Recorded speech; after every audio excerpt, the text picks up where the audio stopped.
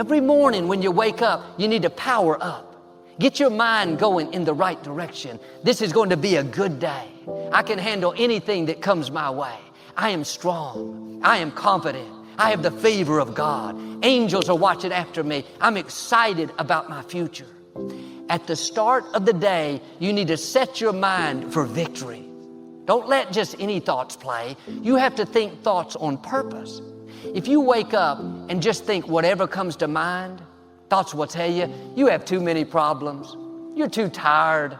You'll never overcome this obstacle. Nothing good is going to happen today. If you don't set the tone for the day, negative thoughts will set them for you. And before you check the phone, before you read your email, before you see what the weather is like, you need to think on purpose, power thoughts, victory thoughts, abundance thoughts, can-do thoughts. No matter who you are, no matter where you are in life, you can take the lid off of your job. And if you're wondering if you still have the lid on in your life, here are some clues that's going to let you know that the lid is still on. If you're not excited about waking up in the morning, if you're sitting around bored out of your mind, if you got time to do everything anybody asks you to do, you probably got the lid on. If when you tell your dreams to all your friends, it makes sense to them, you got your lid on, man. Your dreams should not make sense to everybody. You got to say something that make people go, how you going to do that? That's when you got the lid off. And if I were you, I'd do that. I'd take the lid off. Makes sense to me, don't it? I mean, look, in show business, that's all the time. You could come to work one day and they just say the show is canceled. What can you do? So what I've done is I've produced so much content. I got radio, I write books, I write movies, I do TV shows, I host TV shows. I got a game show, I do a Facebook watch show. I do so many. So when they come and they cancel something, I don't really give a damn. Because I got 8 more jobs. You know what I mean? I've just managed to stack. And then I'm always prepared. I prepare for what's coming. Here's the deal. Change is inevitable. So here's what's going to happen. No matter what's going on in your life, is not permanent. Everything is going to change. So there's 2 things you can do with change. You can react to it or you can participate in it. It's going to change anyway. So if you keep waiting around, you're going to have to react to the change. And now you're behind. But if you participate in the change, if you know the job you have is not going to last forever. I'm just telling you. COVID proved that already. Where you go to work at every day, that's going to change. COVID proved that already. Your best laid plans has changed. So what you got to start doing is you got to start anticipating that it's going to change and just start living your life with the preparation for change. No matter what you're doing, you could be doing more. Remember that. It's 24 hours in a day. You got to use as many of those hours to prepare stability for yourself as you can.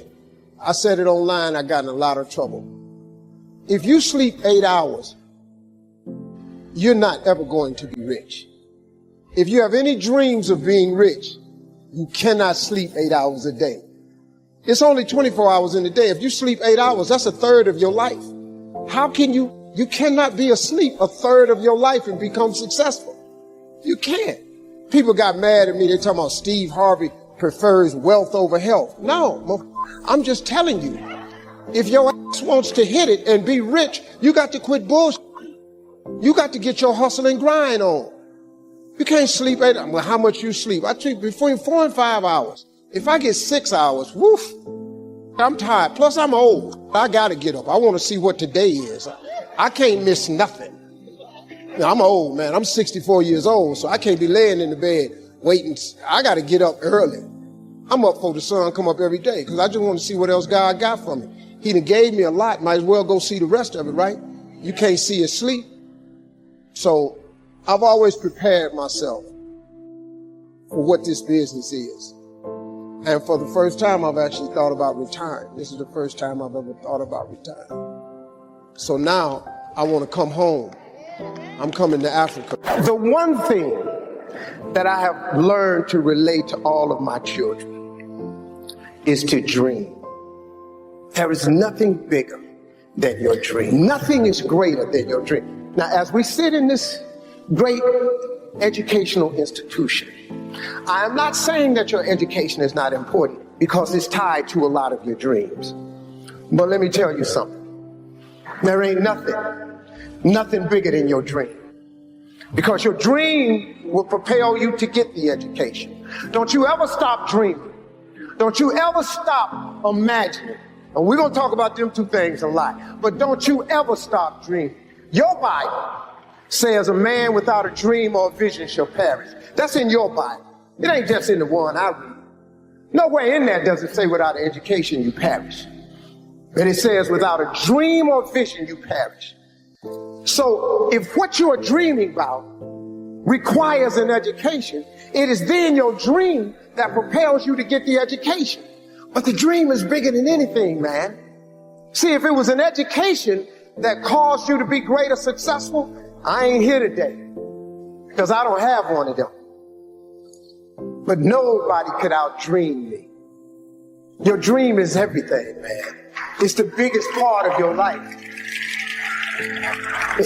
Look, man, it is that thing that God puts in you that don't let you sleep sometimes. It's your dream. It's that thing, that part of you, man, that wakes you up and stirs the very pit of your soul. I've always taught my children to dream. The secret, though, the secret to real success is if you tie your gift to the dream. Whatever position you find yourself in today, we put ourselves there by a series of thoughts and actions. Thoughts turn into things. That's very important to know. So let's look at both sides of it. For people who think negative thoughts, it turns into negative things. And the direct opposite is true for those who think positive thoughts. It turns into positive things. That's the deal. It's as simple as that, folks. Thoughts become things.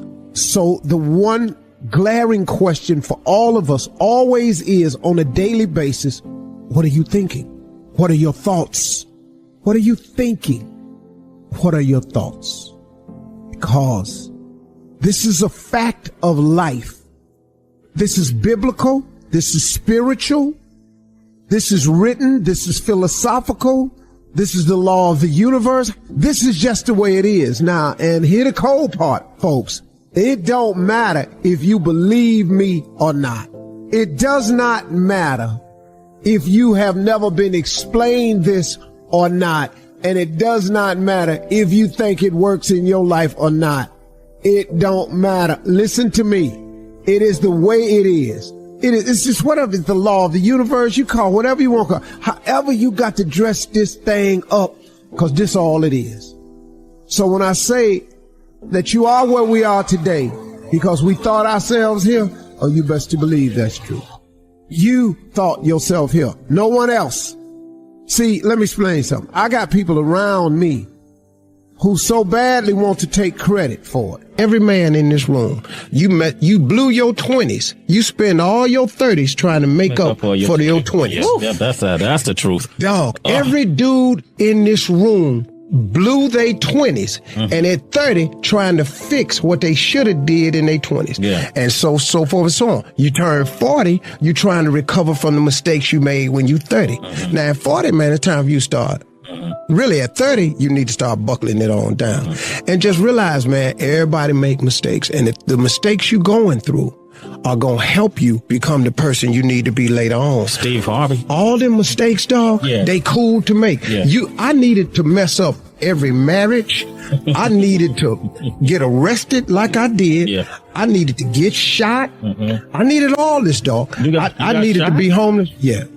I needed all them things to happen to turn me into who I am today. So when you're young and you make mistakes, don't let them eat you up. Because everybody that done made it, done made them. Yeah. You got to fail in order to win. Hey, look, man, to understand.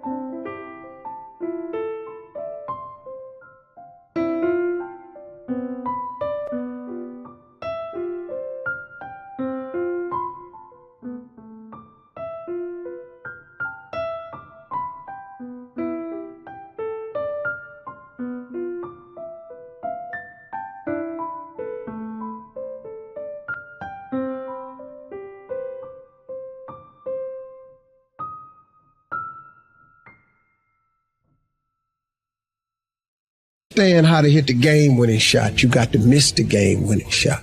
First of all, you're talking about stuff that I can relate to like so many others can relate to.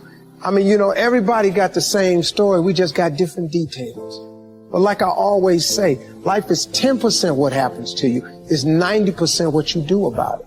See, we're going to dive into a chapter from my new book, and it's chapter 1, section 1. This is very clear for people. So the first step is getting completely and brutally honest enough to say, I am tired of myself. When you say I'm sick and tired of being sick and tired, that's the facilitator of change. That's when you're ready to say these words, no more excuses. No more excuses. I went to Kent State, I dropped out. I didn't drop out, I flunked out. Now that threw my life into a spiral, but because I didn't have a college degree, I could not let that stop me. And like you're doing, where you're saying, all my friends at this age are settled in your careers, you don't even know if they're happy or not. Stop comparing yourself to others. So the first thing you do is stop focusing on other people. Instead, focus on being the best version of you that you can. Then you'll recognize that you deserve to sit at the big table with everybody else after you become the best that you can be. Now, once you've accepted that you have as much right to success and much right to succeed as anybody else, the next step is learning how to talk the talk. You have to get fluid in the language of success so you speak it with ease. Surround yourself with people who've accomplished.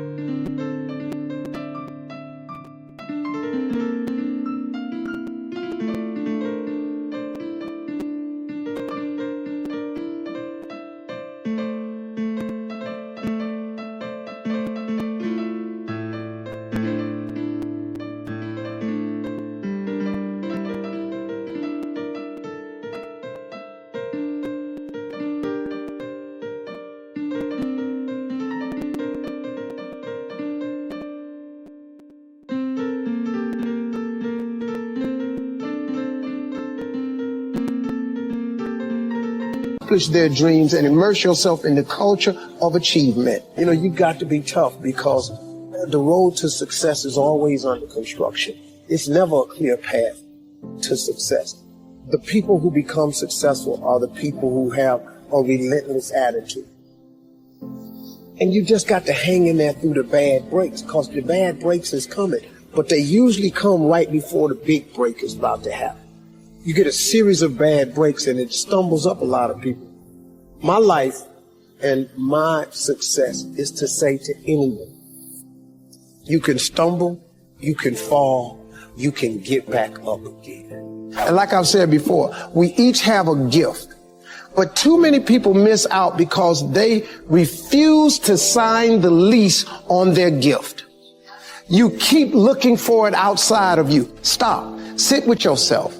What is it that you do the absolute best with the least amount of effort? That's your gift.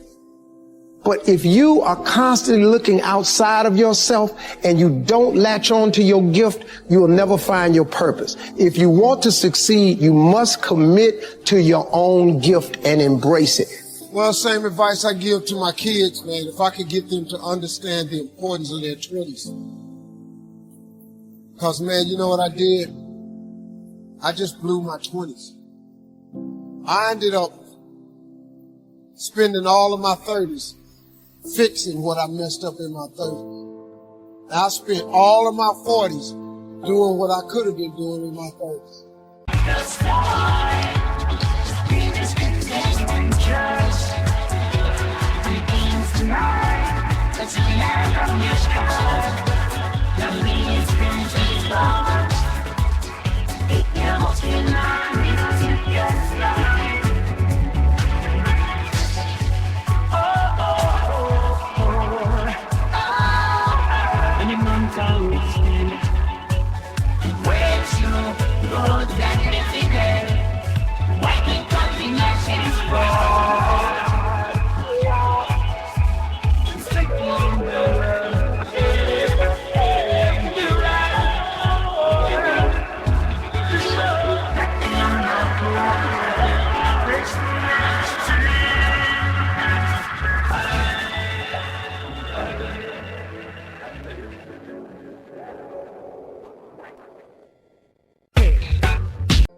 I looked up, man, I had let too much time. If you could get young people to get their foot on the gas pedal in their 20s, because right now they think going out is everything. And I keep telling them, man, you're gonna outgrow that in a minute. Cause like at this age, it's when somebody says, hey, we're gonna go out to a club tonight. What? Go out to a club? Are you kidding? It don't make no sense to you now. Cause you're over that. But it takes a minute for them to understand. It's sad. I wish they did. I wasn't clubbing in my 20s. I didn't know how to make a vision board. I didn't know how to. What really changed my life, man, was I got in Amway when I was about 24. I got in Amway. And that changed my life, man, because the first time ever, they introduced me to self-help books. And I read 2 books that changed my life. It was The Power of Positive Thinking by Norman Vincent Peale and The Magic of Thinking Big by David Schwartz. I read them books and it changed my life. But it also made me remember what my mother had taught me, because she was a Sunday school teacher, because all self-help books are Bible-based. Everything comes from the Bible. All of the self-help books, that's Proverbs. That's all it is. A book of wisdom and understanding. If you can read that, it'll change your life too. Sometimes you need regular books where you can relate to it differently. But it's all comes from the Bible. It's like a great book is The Secret. But if you read The Secret, it's